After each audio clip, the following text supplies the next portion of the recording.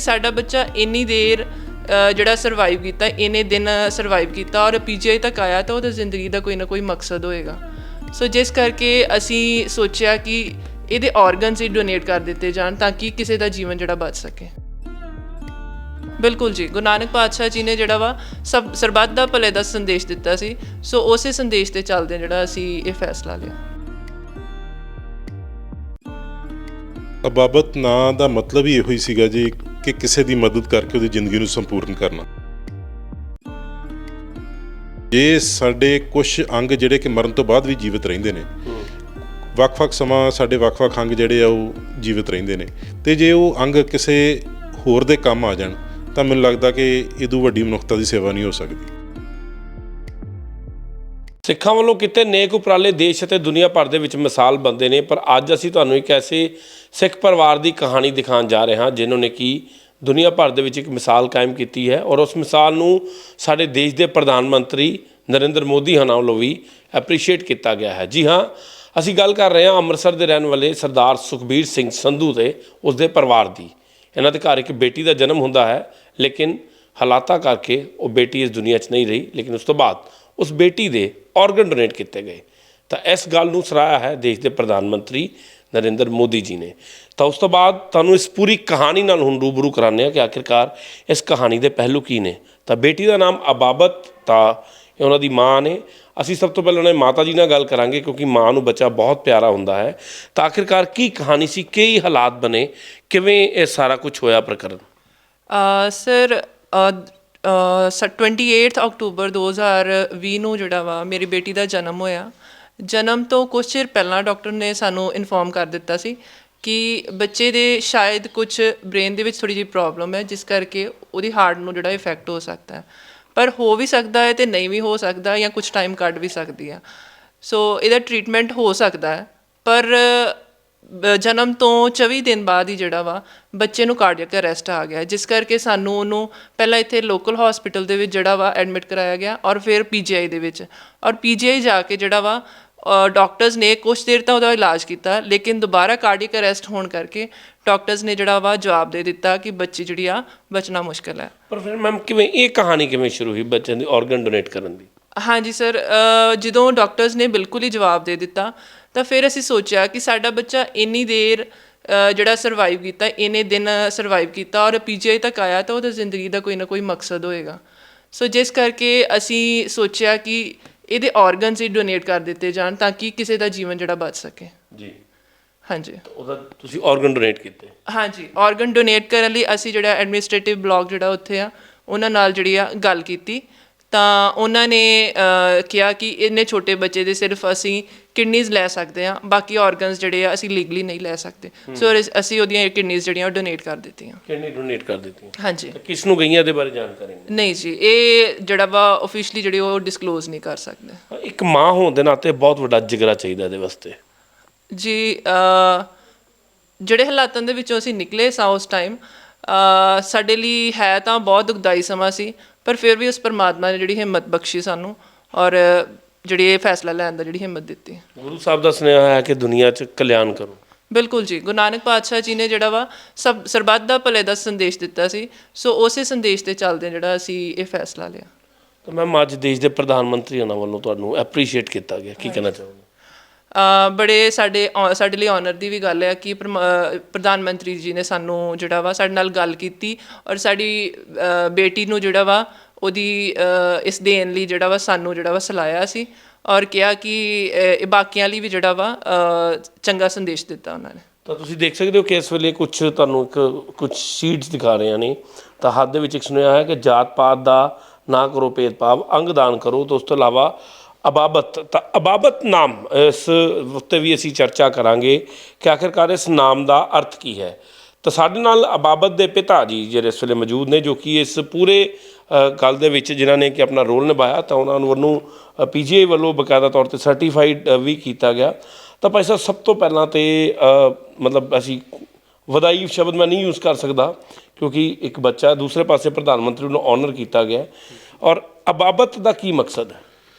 ਅਬਾਬਤ ਨਾਂ ਦਾ ਮਤਲਬ ਹੀ ਇਹੋ ਹੀ ਸੀਗਾ ਜੀ ਕਿ ਕਿਸੇ ਦੀ ਮਦਦ ਕਰਕੇ ਉਹਦੀ ਜ਼ਿੰਦਗੀ ਨੂੰ ਸੰਪੂਰਨ ਕਰਨਾ। ਅਸੀਂ ਤਾਂ ਸੁਭਾਵਕ ਇਹ ਨਾਂ ਰੱਖਿਆ ਸੀਗਾ ਜਦੋਂ ਇਹ ਬੱਚਾ ਇਸ ਦੁਨੀਆ ਤੇ ਨਹੀਂ ਰਿਹਾ ਤੇ ਜਦੋਂ ਉਹਦੇ ਨਾਂ ਦਾ ਮੀਨਿੰਗ ਸਾਨੂੰ ਕਿਸੇ ਨੇ ਸ਼ੇਅਰ ਕੀਤਾ ਤਾਂ ਅਸੀਂ ਹੈਰਾਨ ਹੋ ਗਏ ਇਸ ਚੀਜ਼ ਬਾਰੇ। ਕੀ ਮੀਨਿੰਗ ਹੁੰਦਾ ਜੀ ਅਬਾਬਤ ਦਾ? ਅਬਾਬਤ ਦਾ ਮਤਲਬ ਹੈ ਜੀ ਕਿਸੇ ਦੀ ਮਦਦ ਕਰਕੇ ਉਹਦੀ ਜ਼ਿੰਦਗੀ ਨੂੰ ਸੰਪੂਰਨ ਕਰਨਾ। ਤੇ ਅਬਾਬਤ ਬੱਚਾ ਬੜਾ ਪਿਆਰਾ ਸਾਡੇ ਘਰ ਆਇਆ ਸੀਗਾ, ਪਰ ਪ੍ਰਮਾਤਮਾ ਨੇ ਉਮਰ ਥੋੜ੍ਹੀ ਲਿਖੀ ਸੀ।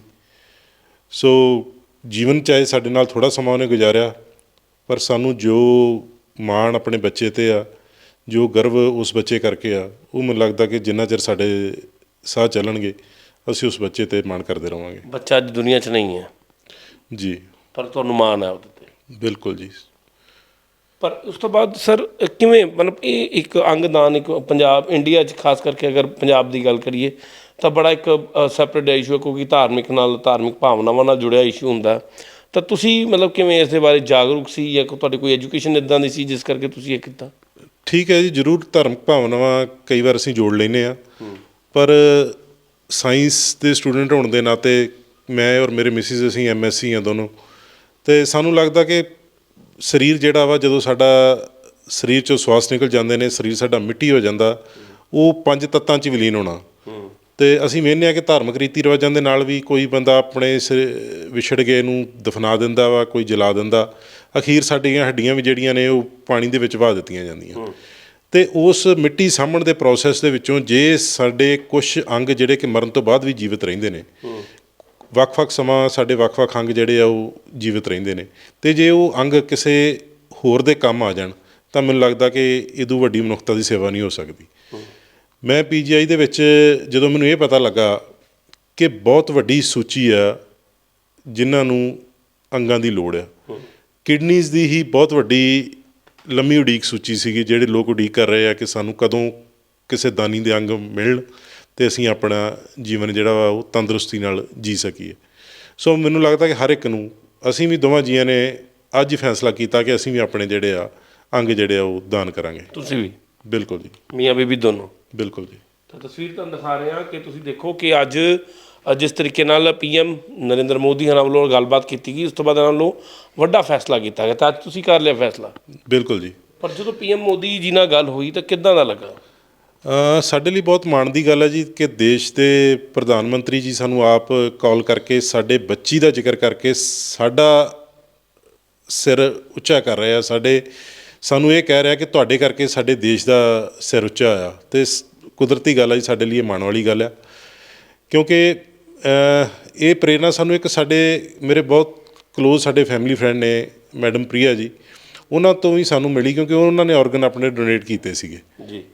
ਅਤੇ ਕੁਛ ਸਾਡੇ ਪਰਿਵਾਰਕ ਬੈਕਗਰਾਊਂਡ ਸਾਡੀ ਇਸ ਤਰ੍ਹਾਂ ਦੀ ਹੈ, ਮੈਂ ਖੇਤੀਬਾੜੀ ਵਿਭਾਗ 'ਚ ਸਰਵਿਸ ਕਰਦਾ, ਅਤੇ ਮੈਂ ਪਿਛਲਾ ਪਰਿਵਾਰ ਸਾਡਾ ਜਿਹੜਾ ਉਹ ਫਰੀਡਮ ਫਾਈਟਰ ਪਰਿਵਾਰ ਹੈ, ਦੇਸ਼ ਭਗਤਾਂ ਦਾ ਪਰਿਵਾਰ ਹੋਣ ਦੇ ਕਰਕੇ ਸਾਡੇ ਨਾਨਾ ਜੀ ਸਰਦਾਰ ਵਾਸਦੇਵ ਸਿੰਘ ਜੀ, ਸਾਬਕਾ ਮੈਂਬਰ ਆਫ ਪਾਰਲੀਮੈਂਟ ਸਰਦਾਰ ਤੇਜਾ ਸਿੰਘ ਸੁਤੰਤਰ ਜੀ, ਉਸ ਪਰਿਵਾਰ 'ਚੋਂ ਹੋਣ ਕਰਕੇ ਉਹਨਾਂ ਦੀਆਂ ਮਹਾਨ ਕੁਰਬਾਨੀਆਂ ਦੇ ਸਦਕੇ ਕੁਦਰਤੀ ਸਾਡੇ ਪਰਮਾਤਮਾ ਨੇ ਸਾਡੇ ਲਹੂ ਦੇ ਵਿੱਚ ਇਹ ਚੀਜ਼ ਪਾ ਕੇ ਭੇਜੀ ਹੈ ਕਿ ਜਿੰਨਾ ਹੋ ਸਕਦਾ ਕਿਸੇ ਦੇ ਕੰਮ ਆ ਜਾਵੇ, ਅਤੇ ਪਰਮਾਤਮਾ ਦੀ ਬਖਸ਼ਿਸ਼ ਦੇ ਨਾਲ ਹੀ ਜਿੰਨੀ ਕੋਸ਼ਿਸ਼ ਹੁੰਦੀ ਹੈ ਅਸੀਂ ਉਹ ਕਰਨ ਦੀ ਕੋਸ਼ਿਸ਼ ਕਰਦੇ ਹਾਂ। ਤਾਂ ਬਿਲਕੁਲ, ਤਾਂ ਇੱਕ ਵੱਡਾ ਫੈਸਲਾ ਲਿੱਤਾ ਗਿਆ। ਮੈਮ ਤੁਸੀਂ ਵੀ ਹੁਣ ਆਪਣਾ ਅੰਗਦਾਨ ਬਾਡੀ ਪੂਰੀ ਦਿਓਗੇ ਜੀ? ਹਾਂਜੀ ਸਰ, ਬਿਲਕੁਲ।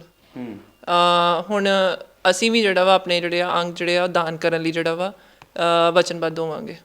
ਤੁਸੀਂ ਇਹਦੇ ਵਾਸਤੇ ਲਿਖ ਕੇ ਦਿਓਗੇ? ਜੀ ਜ਼ਰੂਰ। ਮੈਮ ਕਿੰਨਾ ਜ਼ਰੂਰੀ ਹੈ ਇੱਕ ਐਜ਼ ਏ ਲੇਡੀ, ਮੈਂ ਤੁਹਾਨੂੰ ਇਸ ਕਰਕੇ ਪੁੱਛ ਰਿਹਾ ਕਿ ਖਾਸ ਕਰਕੇ ਪੰਜਾਬ ਦੇ ਵਿੱਚ ਔਰਤਾਂ ਕਿਹਾ ਜਾਂਦਾ ਹੈ ਕਿ ਕਈ ਇਸ ਤਰ੍ਹਾਂ ਦੇ ਕੰਮਾਂ ਤੋਂ ਪਿੱਛੇ ਹੁੰਦੀਆਂ, ਲੇਕਿਨ ਤੁਸੀਂ ਆਪ ਖੁਦ ਅੱਗੇ ਆਏ ਹੋ। ਸਰ ਕੁਝ ਪਰਿਵਾਰਕ ਜਿਹੜੀਆਂ ਮਜਬੂਰੀਆਂ ਕਰਕੇ ਸ਼ਾਇਦ ਔਰਤਾਂ ਅੱਗੇ ਨਹੀਂ ਆਉਂਦੀਆਂ, ਲੇਕਿਨ ਸਾਨੂੰ ਸਾਰਿਆਂ ਨੂੰ ਹੀ ਜਿਹੜਾ ਵਾ ਕੀ ਕਹਿੰਦੇ ਆ ਜੈਂਡਰ ਦੇ ਭੇਦਭਾਵ ਨਹੀਂ ਕਰਕੇ ਸਾਨੂੰ ਸਾਰਿਆਂ ਨੂੰ ਅੱਗੇ ਆਉਣਾ ਚਾਹੀਦਾ ਆ ਇਸ ਮਹਾਨ ਕਾਰਜ ਲਈ।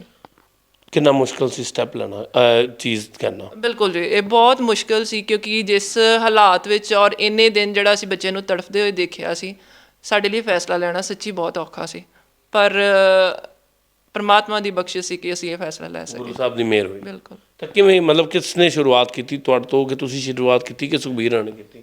ਜੀ ਵਿਚਾਰ ਤਾਂ ਦੋਵਾਂ ਦੇ ਮਨ 'ਚ ਸੀ ਸ਼ਾਇਦ ਉਸ ਟਾਈਮ, ਪਰ ਜਿਹੜੀ ਸ਼ੁਰੂਆਤ ਆ ਇਹਨਾਂ ਨੇ, ਮੇਰੇ ਹਸਬੈਂਡ ਜਿਹੜੇ ਨੇ ਡਾਕਟਰ ਸੁਖਬੀਰ ਹੋਣਾ, ਉਹਨਾਂ ਨੇ ਜਿਹੜੀ ਆ ਮੇਰੇ ਨਾਲ ਜਿਹੜਾ ਇਹ ਗੱਲ ਸ਼ੇਅਰ ਕੀਤੀ ਕਿ ਅਸੀਂ ਆਪਾਂ ਇਸ ਤਰ੍ਹਾਂ ਕਰੀਏ ਕਿ ਫਸਟ ਰਿਐਕਸ਼ਨ ਨੋ ਹੋਏਗਾ?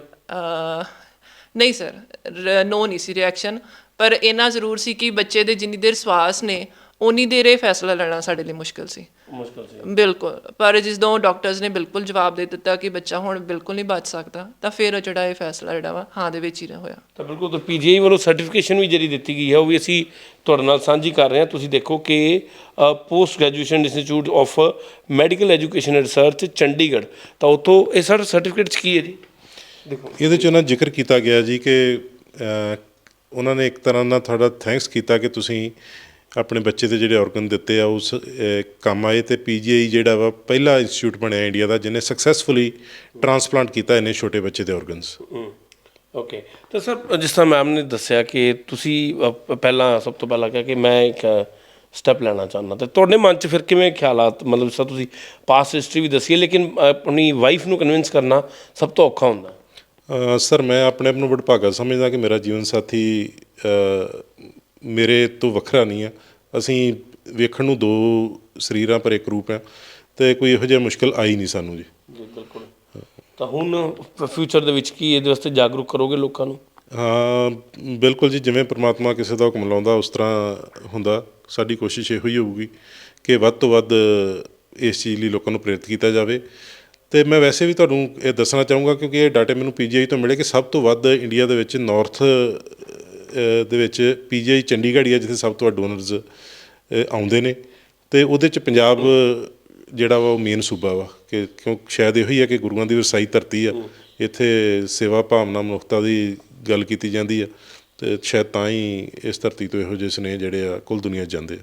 ਤਾਂ ਬਿਲਕੁਲ, ਤਾਂ ਇੱਕ ਪਰਿਵਾਰ ਦੀ ਕਹਾਣੀ ਦਿਖਾਈ ਹੈ ਕਿ ਜਿਸ ਪਰਿਵਾਰ ਨੇ ਜਦੋਂ ਉਹਨਾਂ ਦੇ ਘਰ ਬੇਟੀ ਹੋਈ ਖੁਸ਼ੀਆਂ ਮਨਾਈਆਂ, ਤਾਂ ਖੁਸ਼ੀਆਂ ਮਨਾ ਕੇ, ਕਿਉਂਕਿ ਪਹਿਲੇ ਉਹਨਾਂ ਘਰ ਬੇਟਾ ਸੀ, ਉਹਨਾਂ ਨੇ ਦੂਸਰੇ ਬੱਚੇ ਦੀ ਚਾਹਤ ਸੀ, ਲੇਕਿਨ ਦੂਸਰੀ ਉਹਨਾਂ ਘਰ ਬੇਟੀ ਹੋਈ, ਲੇਕਿਨ ਕੁਛ ਹਾਲਾਤਾਂ ਕਰਕੇ ਬੇਟੀ ਇਸ ਦੁਨੀਆ 'ਚ ਨਹੀਂ ਰਹੀ, ਲੇਕਿਨ ਉਸ ਤੋਂ ਬਾਅਦ ਉਸਦੇ ਔਰਗਨ ਡੋਨੇਟ ਕੀਤੇ ਗਏ। ਤਾਂ ਉਹਦਾ ਫੈਸਲਾ ਲਿੱਤਾ ਗਿਆ ਸਰਦਾਰ ਸੁਖਬੀਰ ਸਿੰਘ ਉਹਨਾਂ ਵੱਲੋਂ, ਅਤੇ ਉਸ ਤੋਂ ਬਾਅਦ ਉਹਨਾਂ ਦੀ ਪਤਨੀ ਸੁਪ੍ਰੀਤ ਕੌਰ ਨੇ ਵੀ ਬਿਲਕੁਲ ਇਹਦੇ 'ਤੇ ਕਿਹਾ ਕਿ ਠੀਕ ਹੈ ਜੀ, ਅਸੀਂ ਅਗਰ ਕਿਸੇ ਦੀ ਜਾਨ ਬਚਾ ਸਕਦੇ ਹਾਂ ਤਾਂ ਜ਼ਰੂਰ ਬਚਾਈ ਜਾਣੀ ਚਾਹੀਦੀ ਹੈ। ਤਾਂ ਉਸ ਸੁਨੇਹੇ ਨੂੰ ਦੇਸ਼ ਦੇ ਪ੍ਰਧਾਨ ਮੰਤਰੀ ਨਰਿੰਦਰ ਮੋਦੀ ਹੋਣਾ ਵੱਲੋਂ ਵੀ ਅੱਜ ਐਪਰੀਸ਼ੀਏਟ ਕੀਤਾ ਗਿਆ। ਉਹਨਾਂ ਮਨ ਕੀ ਬਾਤ ਦੇ ਵਿੱਚ ਖਾਸ ਤੌਰ 'ਤੇ ਕਿਹਾ ਕਿ ਉਹ ਆਭਾਰੀ ਨੇ ਸੁਖਬੀਰ ਸਿੰਘ ਹੋਣਾ ਦਾ, ਕਿ ਜਿਨ੍ਹਾਂ ਨੇ ਕਿ ਦੁਨੀਆ ਦੇ ਵਿੱਚ ਇੱਕ ਮਾਨਵਤਾ ਦਾ ਸੁਨੇਹਾ ਦਿੱਤਾ ਹੈ। ਤਾਂ ਗੁਰੂ ਸਾਹਿਬਾਨ ਦੀ ਜੋ ਸਿੱਖਿਆਵਾਂ ਨੇ ਉਹਦੇ 'ਤੇ ਚੱਲਦਾ ਹੋਇਆ ਪਰਿਵਾਰ ਸਾਹਮਣੇ ਆਇਆ ਹੈ, ਲੇਕਿਨ ਜ਼ਰੂਰਤ ਹੈ ਕਿ ਹੋਰ ਵੀ ਲੋਕ ਅੱਗੇ ਆਉਣ, ਤਾਂ ਕਿ ਜਿਹੜਾ ਹੈ ਅਸੀਂ ਆਪਣੀ ਜਾਨ ਦੇਣ ਤੋਂ ਬਾਅਦ ਵੀ ਕਿਸੇ ਦੀ ਜਾਨ ਨੂੰ ਬਚਾ ਸਕੀਏ, ਅਤੇ ਜੇ ਕਿ ਇਨਸਾਨੀਅਤ ਦਾ ਜਿਹੜਾ ਧਰਮ ਹੈ ਉਸ ਨੂੰ ਉੱਚਾ ਚੁੱਕ ਸਕੀਏ।